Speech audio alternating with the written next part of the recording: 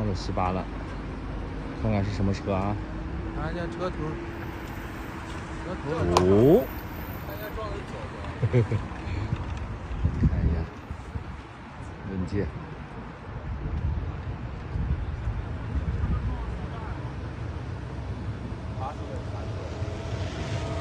这不是遥遥领先吗？事故很罕见啊，不是说好的想撞都难，前后左右毫米波雷达，各种高科技，远远超越的软件算法吗？这也不行啊！现在车企真的是吹牛吹上天，有网友就盘点了几个车企搞笑的宣传。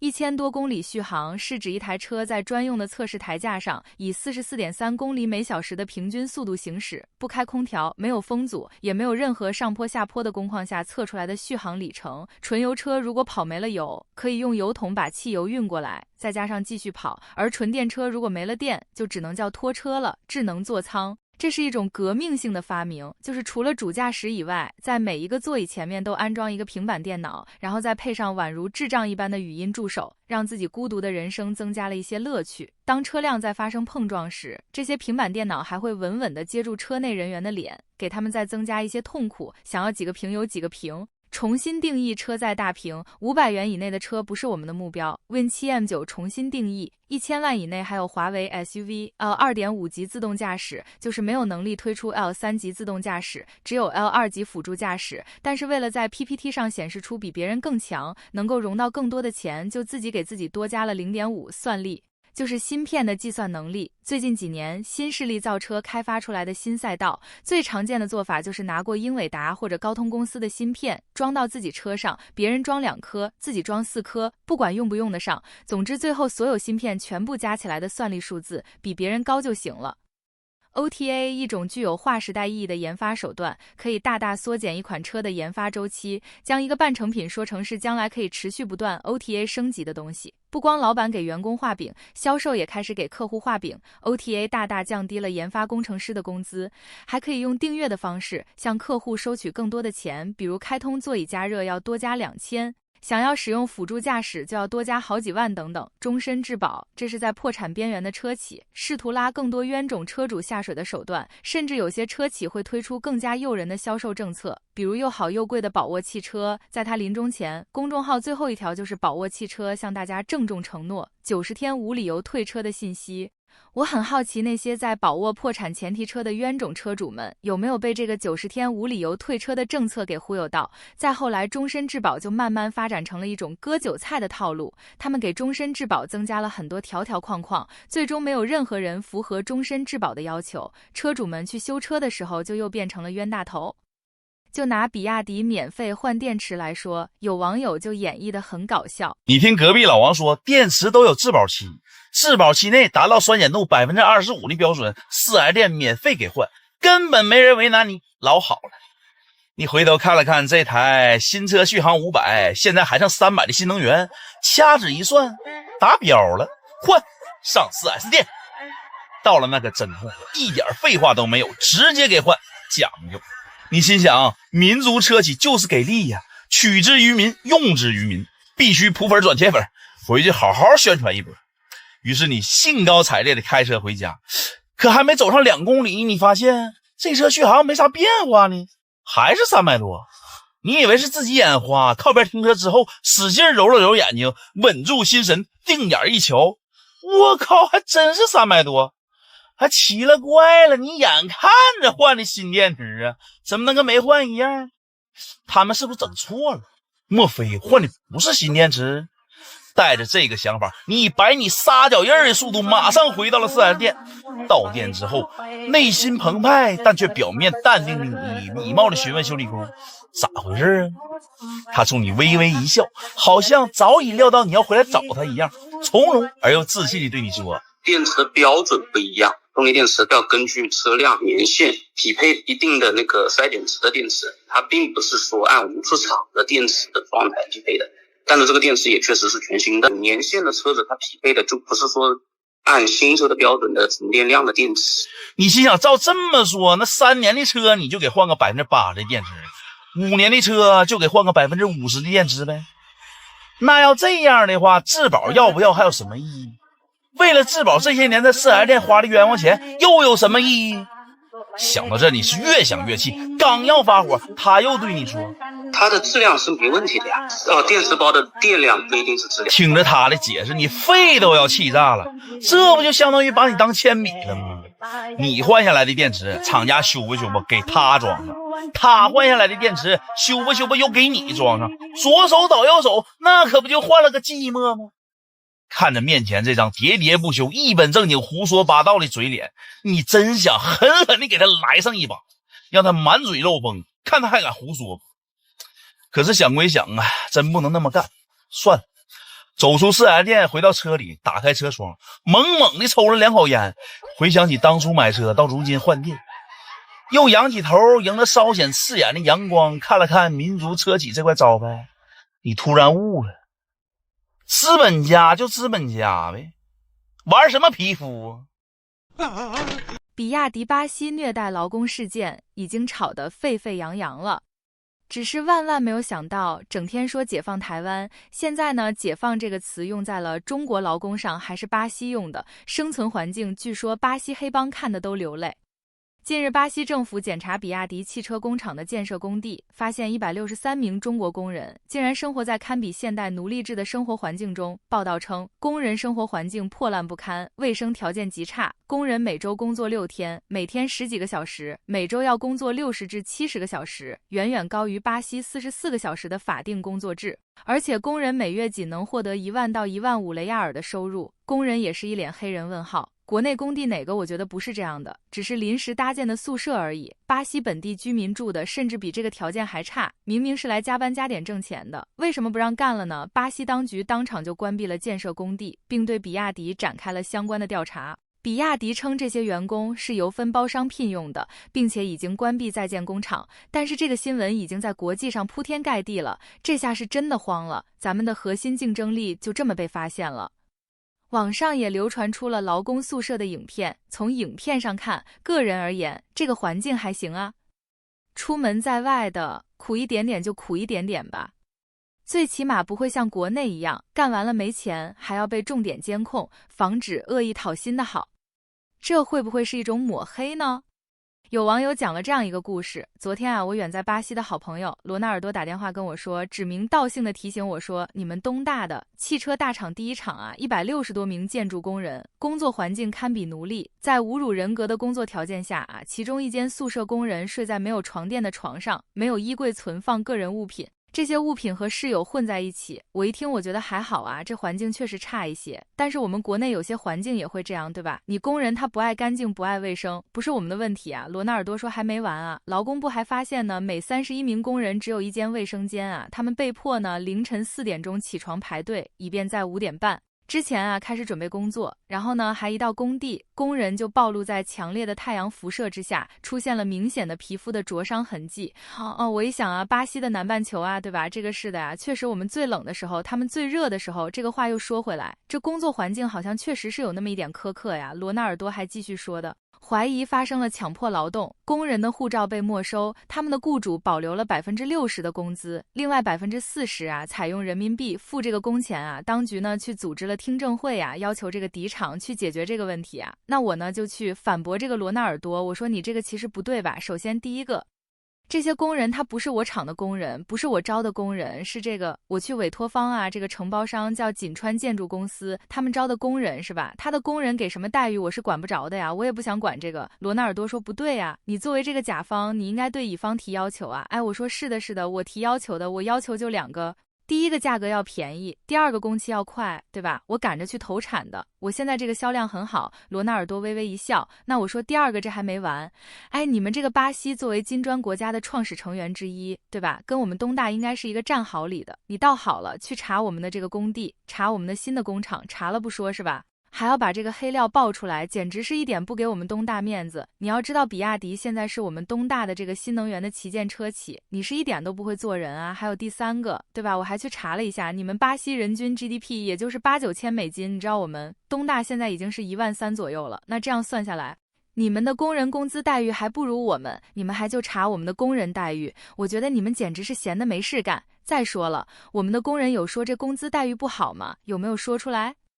没说吧？那你们是没事找事做啊？我觉得这种新闻放出来，肯定是以欧美日韩为代表的这些车企，他们的新能源赛道比不过我们啊，竞争不过我们是吧？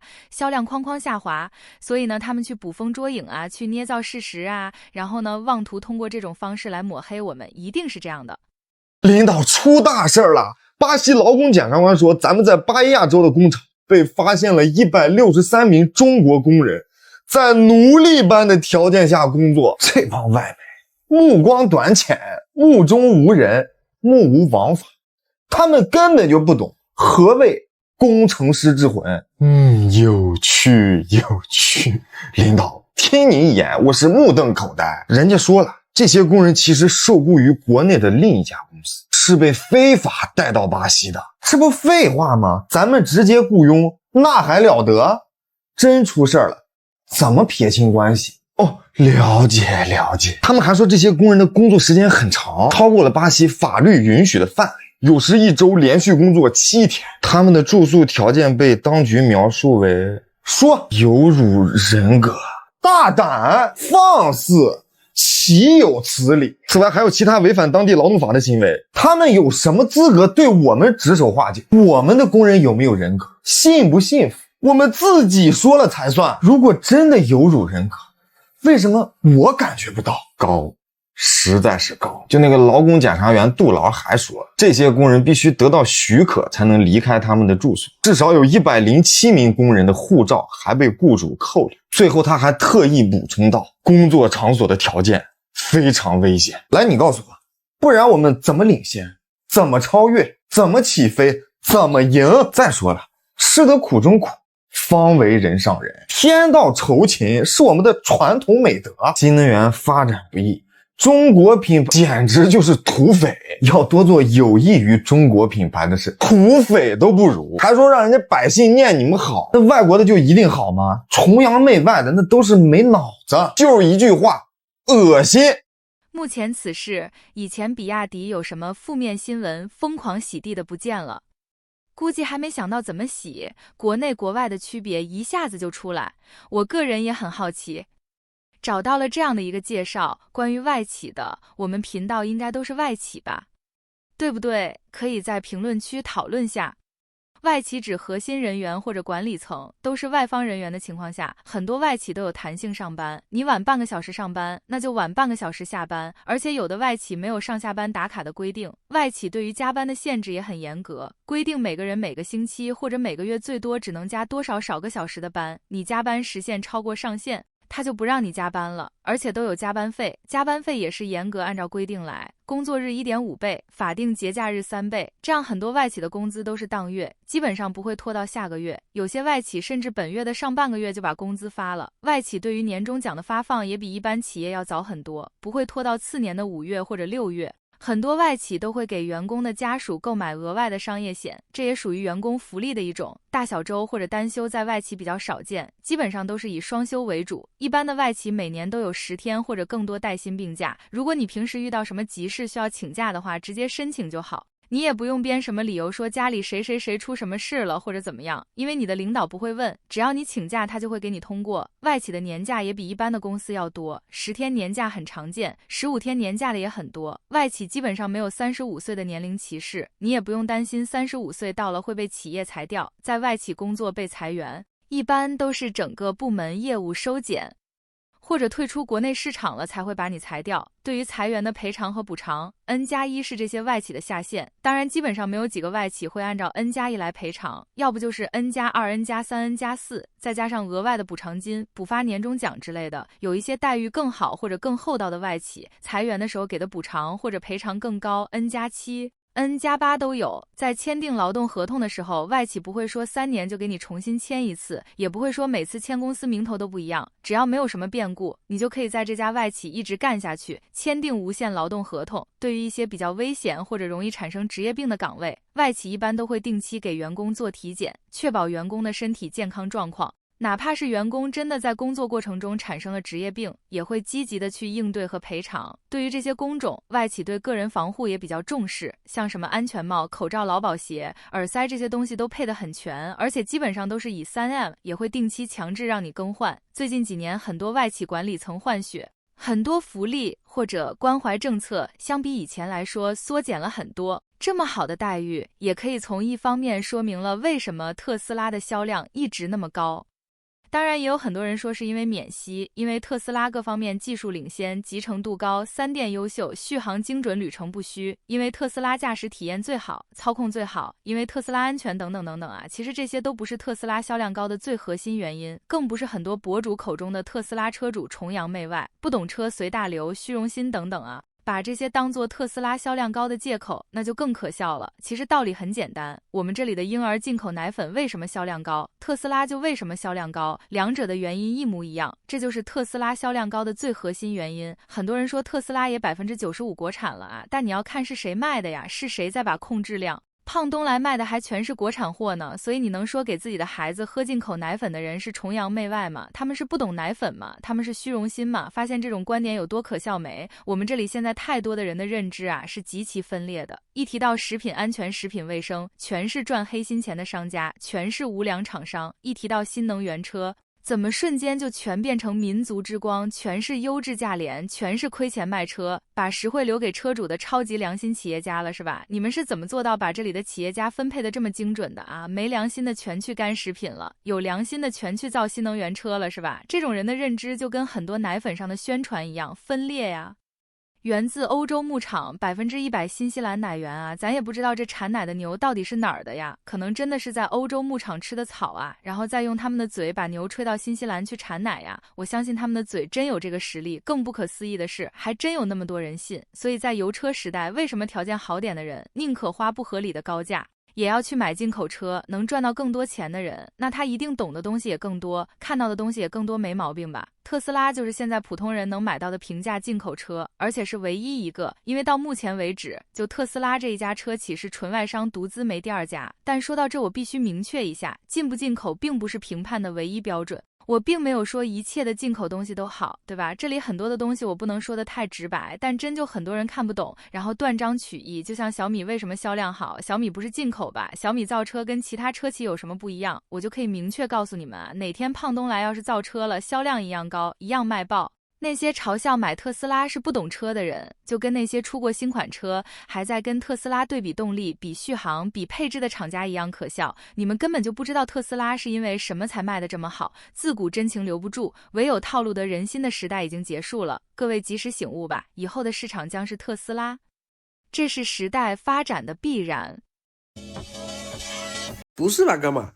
你跟我说年底带个4000块钱回家，这个叫在大城市里面打拼，合着你这一年是白吃白喝，吃出幻觉了吗？就我们小区那个啃老的混子，今年年底去做了1个月的那个临时工，也带了4000块钱回家。你这和他没什么区别，不是？你在一线城市吃多了拼好饭，你吃出幻觉了？你真以为你这么一年下来，你会有所成长吗？你这做牛做马的，累死累活的，会比我们的小区的那个混子过得要好？你这一年赚的钱不都交给了房租、水电、交通费，还有那些廉价的外卖？那更不用说那外卖里面的科技狠活了，这剩下的钱最多也是给你的医药费了。你跟父母说的出人头地，难道不会是在人家手底下做牛做马，连个五险一金都没有，生病请假看病还要扣工资的这种牛马工作，这个叫出人头地？那要是今年老板月底给你拖1个月工资，你这今年不是白干了吗？